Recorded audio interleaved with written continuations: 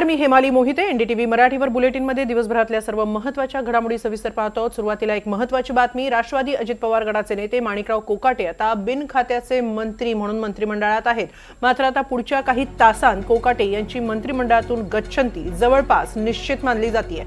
खोट्या कागदपत्रांच्या आधारावर मुख्यमंत्री कोट्यातून सदनिका लाटल्या प्रकरणी ते दोषी ठरलेत, तरी पडद्यामागे वेगळ्याच कारणांची चर्चा नाशिक जिल्ह्यात रंगू लागली आहे।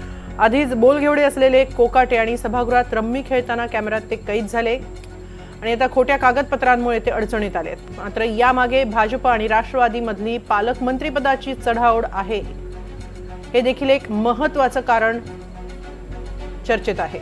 दरम्यान भाजपला याबद्दल विचारलं असता त्यांनी हे सर्व आरोप फेटाळून लावलेत। कोर्टाने निकाल दिला, आम्ही त्यात काही केलेलं नाही।